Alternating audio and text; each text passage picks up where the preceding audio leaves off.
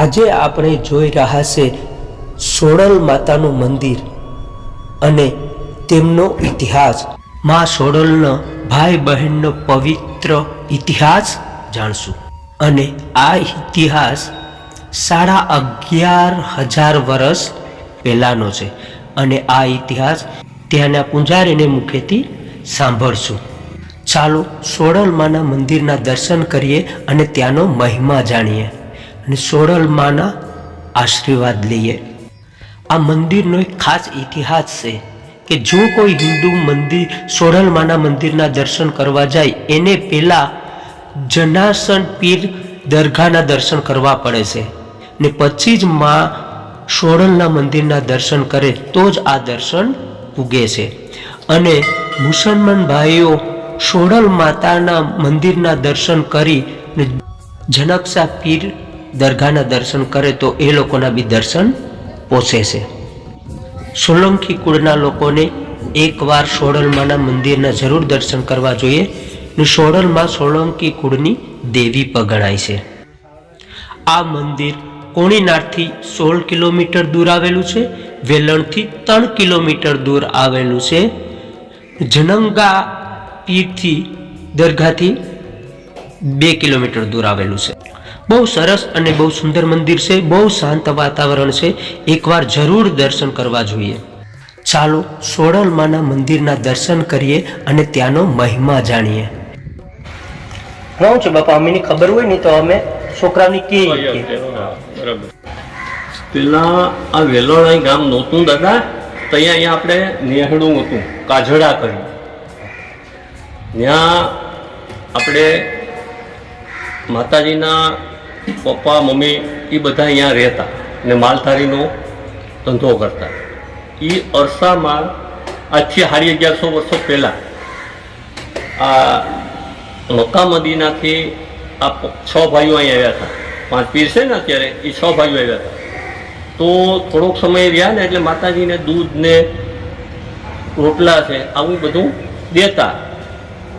હવે એમાં નેહડાવાળા લોકોએ થોડીક શંકા કુશંકા જેને કહેવાય કરી.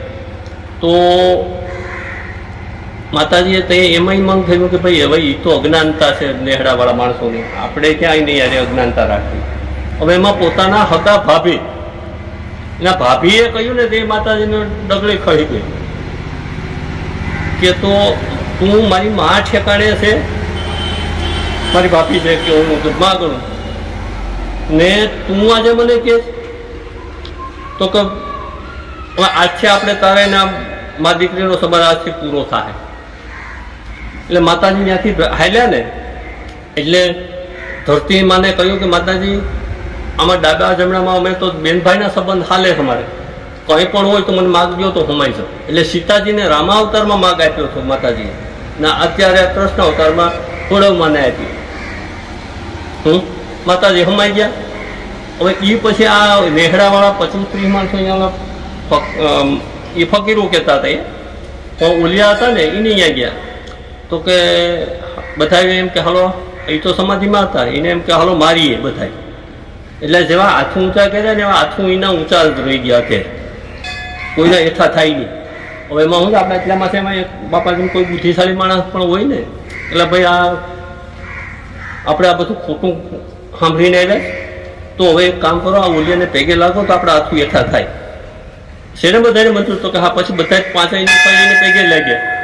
પેગે લાગી ને ઓલું કીધું ને ત્યાં બધાને હાથું એઠા થયા. પછી પીશું કે ઓલિયાઓ કે મારા બેન અહીંયા આવ્યા તો કે નહીં ભાઈ અહીંયા આવ્યા નથી, તમે અહીંયાથી જાઓ, તમને જે પેલો માણસ મળે ને એને તમે પૂછજો, એ બેનની તમને ખબર આપશે. એટલે ત્યાંથી હાલ્યા બરાબર. આમના એક રબારી છે ને એની ખાંભી જો અહીં રબારીની છે, એ રબારીને પૂછ્યું એટલે ભાઈ અમારા બેનને જોયા તો કે હા, તો તમારા બેનનો ગાડીનો શેડો દેખાય છે, ત્યાં હમાઈ ગયા. પછી પીર બાપા ત્યાં હમાઈ ગયા. પાછા એક ભાઈ લોજ છે મિનલ શાહ કરીને, એ ત્યાં હમાઈ ગયા છે તે ખબર પડી. એટલે આવો ઇતિહાસ ને કોણ કરાર કર્યા. પીર બાપાએ કહ્યું કે ભાઈ જો કોઈ પણ અમારો હિન્દુનો દીકરો મુસલમાનનો દીકરો આવશે તો બેન તમને સલામી આપશે તો જ એની સલામી અમે સ્વીકારશું. એ માતાજીએ કહ્યું કે અમારો હિન્દુનો દીકરો કોઈ પણ આવશે એ તમને સલામી નહીં આપે તો હું એની સલામી નહીં સ્વીકારું. આવું છે ઇતિહાસ. એટલે પહેલા આપણે પરત દર્શન કરવા જઈએ પછી અહીંયા કરીએ છીએ. એ લોકો પેલી સલામી આપે પછી અહીંયા જાય. તો સોરણમાં અમારે સોલંકી કુળના કુળદેવી છે હા. એ કઈ રીતના? કુળદેવી આપણે સોલંકી રામના ચામુંડ માતાજી છે દાદા. ચામુંડામાં છે ને? આપણામાં સતીમાં ગણાય. સતીમાં તરીકે ગણાય છે ને? પિતાજી કેમ સતીમાં હા. કહેવાય? એટલે આ સતી ધરતીએ માં બેને જ આપ્યો હા. છે એટલા વર્ષોમાં. તો આપણે કુળદેવીમાં કે સતીમાં તરીકે આપણે ગણીએ છીએ. તરીકે ગણીએ. પછી અત્યારે માતાજી જગતદેવી, અત્યારે જગતદેવી તરીકે પૂજાય. 18 આલમ માતાજીને પૂછે. આપણે રામ સોલંકીને તો ફરજિયાત આવે પણ 18 આલમ પૂજે. બ્રાહ્મણ, વાણિયા, સાધુ દરેક માતાજીને પૂજે. જૌનિક બ્રહ્માણી માતાજી આપણામાં પૂજાય, ખોડિયાર માતાજી પૂજાય, ચામુંડ માતાજી પૂજાય, વાસણા દાદા પૂજાય ને 5 પીર પૂજાય આપણામાં. રામ સોલંકીમાં બધા દેવો પૂજાય. બાકી દાદા મારે શિવ ને શક્તિ બસ એક જ છે બધું. હા, માં ભગવતી કયો ને બાપા કયો એટલે બધું એક જ. કઈ ગુજારો બસ. આ તો શું છે યુગે યુગે અહીંયા જેવું કામ કરે હવે નામ ના આપી. થેન્ક યુ બાપા.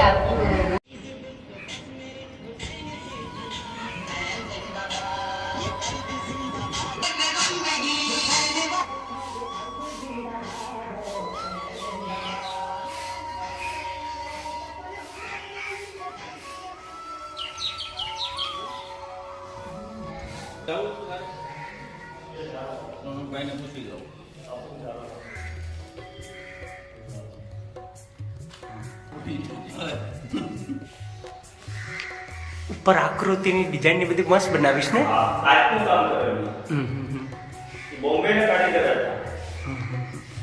આપણે આ ક્યાં બા પીર બાબા છે? આ કમાલ સાપીર. કમલ સાપીર છે ને? હા. પછી આ ઈ જનન સાપીર. જલન સાપીર. જો એમાં નામ છે લખેલા છે. હા, હાજી સાપીર. હાજી સાપીર. હા, પછી એની બાજુમાં છે ને અહીંયા નૂર સાપીર. અહીંયા જો અહીં લ્યો ને એટલે તમને નામ પણ આવશે. નૂર સાપીર. નૂર સાપીર. હા. અને પોલીસ સાઈડ થઈ ગયો એટલે નામ પણ આવશે. મહેમૂદ સાપીર. મહેમૂદ સાપીર. ને આ કમાલ સાપીર. આ 5 ભાઈ છે.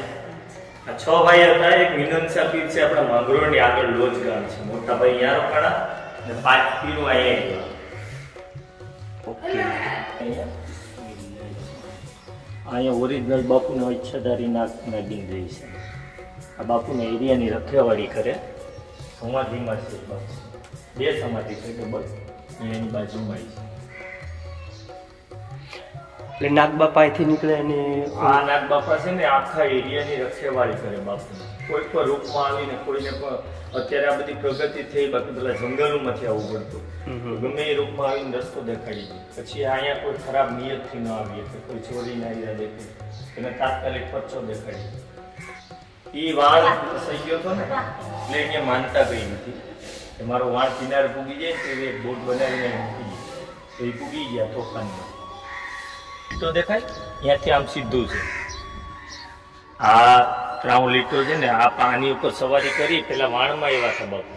તો વાણવાળાએ એવું કીધું કે નોર આપો ને. નોર એટલે પૈસા. કે પૈસા આપો તો તમને હું આગળ લઈ જાઉં. બાપુ કે ભાઈ અમારી પાસે પૈસા હું અમે તો ફકીર માણસું છે. એવી પરીક્ષા લીધી. તો એ કે આ પથ્થર પડ્યો એને લઈને વ્યા જાઓ. પેલા વાણવાળાએ કીધું. બાપુ એક લાકડી રાખતા એમાં લાકડી મારીને 5 પીર બેસી ગયા ને પાણીમાં તરવા લાગી. આની ઉપર બેહીને દરિયામાં. પછી અહીંયા આવ્યા પછી સોળો માતાજીનું બધું ઈચ્છે છે. બેન ભાઈને પવિત્ર સંબંધ છે. અહીંયા કેવું છે કે મુસલમાનનો દીકરો માનતા લઈને આવે ને તો એને પેલા સોળો માતાજીમાં બધું નિવેદ કરવા પડે. પછી જ એની અહીં માનતા ચડે દેખ પાકે બાકી થાય નહીં. અહીંયા માનતા લઈને આવો તો અહીંયા પેલા કરવું બાપુનું નિવેદ. એટલે એવું એકતાનું પ્રતીક છે.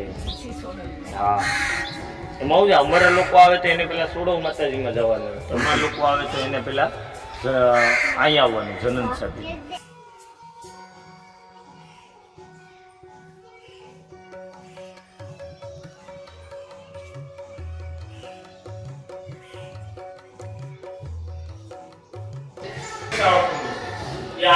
પૂજારી હતા પહેલા, બાપુની સેવા કરી, સાથે આવેલા બાપુ.